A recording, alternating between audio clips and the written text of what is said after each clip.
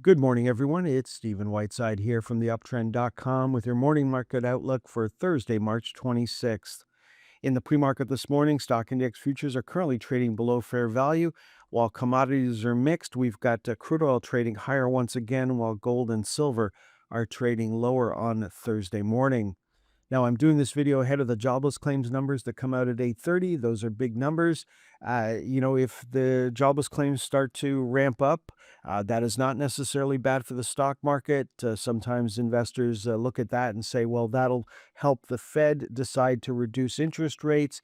It also takes payroll pressures off corporations where they know they don't have to pay as much. There's a lot more unemployed people out there, so we really don't have to overpay to hire new people. Not that I think a lot of companies are hiring new people at the moment. Now, we do have a bunch of buy signals from yesterday's trading action. I would sit on my hands if you're desperate to buy stuff. Take a partial position. Don't go overboard. This is not the time and place to get overly excited about the market. The VIX is still elevated. It is still on a buy signal for the S&P 500, for the Nasdaq, and for the Russell 2000. So that has not changed. If we look at the VIX for the S&P 500, you can see we're in a trading range right now over the past couple of weeks, and we're looking to see if we can break out of that range. And certainly a breakout to the downside would be bullish for the stock market. Looking at the major index ETFs and starting off with the iShares for the TSX 60, we traded up into the channel yesterday, so there's a mathematical possibility of a buy signal. That is also true for the Vanguard Canada ETF, trading up into the channel yesterday, filling the open gap, it looks like. Then what worked yesterday? Well, was materials was the big winner. Of course, gold and silver stocks are within in the materials sector. Then we had industrials and utilities. What didn't work? Well, communication services was the little loser from Wednesday's trading action. So there's materials trading up to the lower channel line. There's gold stocks trading up to the lower channel line. The U.S. gold stocks look exactly the same. There's the industrials trading up to the lower channel line, utilities trading up into the channel. So there's a possibility of a buy signal on Thursday. What didn't work? Communication, telecom services had an inside day yesterday, just down 26 cents on the day. So no big deal there. Looking at the Vanguard Total Market ETF in New York, we traded up into the channel. S&P 500 dipped into the channel while the Nasdaq did not. Now, the Russell small caps, micro caps, they all traded above the upper channel line yesterday. So again, if you get any buy signals from Wednesday's trading action, if you're desperate to take them, well, the first thing I would say, if you're short anything that got a buy signal yesterday, you want to get out of that short position. That's just the first thing you do. Now, to go long, that's a different story. I would either wave off the signal and wait for another close above the upper channel line, or I would take a partial position. Those are two options you have. But again, I'm not excited to chase anything that generated a buy signal from Wednesday's trading action. Now, what worked in the US? Well, it was materials once again, and then consumer discretionary, and then healthcare. What didn't work? Well, was the energy sector was down yesterday. So there's materials. We were looking for a close above 42.20, 49.24. We got a close up at 49.41. So that is a buy signal. And that came up in the nightly report as a buy signal.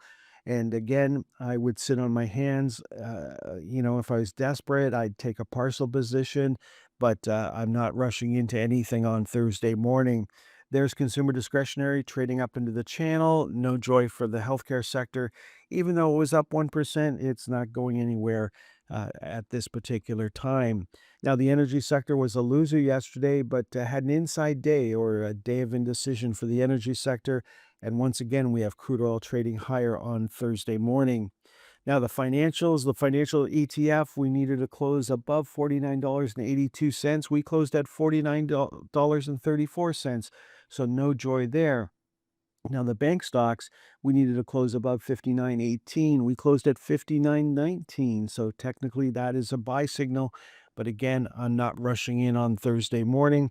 Regional banks, we needed to close above 64.62. We closed at 64.57. So again, we did trade above the upper channel line, but did not close above it.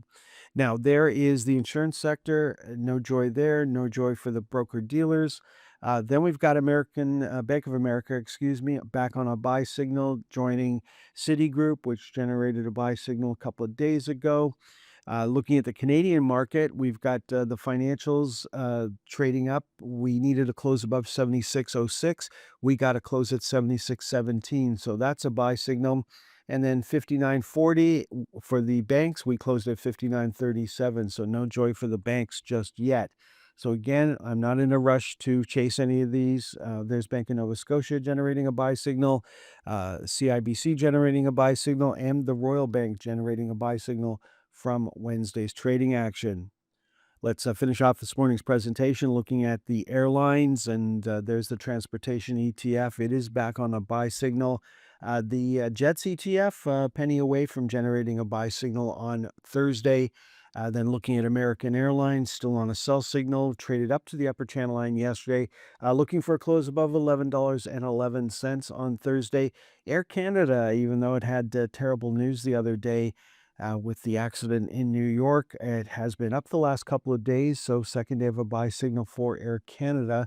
Then looking at Delta, which popped last week, it continues to move higher into the open gap, trying to get out above 68.75. If we can do that, we can fill that gap, and above that is 71.88. JetBlue was up over 13% yesterday. That is definitely back on a buy signal. Again, I wouldn't chase that on Thursday morning. And then looking at Southwest, no joy yet. We're looking for a close on Thursday above 41.72. And then we've got SkyWest. It's back on a buy signal as of Wednesday's close. Okay, folks, that is all for this morning's presentation. So I'm recording this ahead of those jobless claims numbers. Stock index futures are down across the board. We've got crude oil moving higher on Thursday morning. The jobless claims numbers are not going to affect the price of crude oil. So, any buy signals that came up from yesterday's trading action, I would put a hold on those.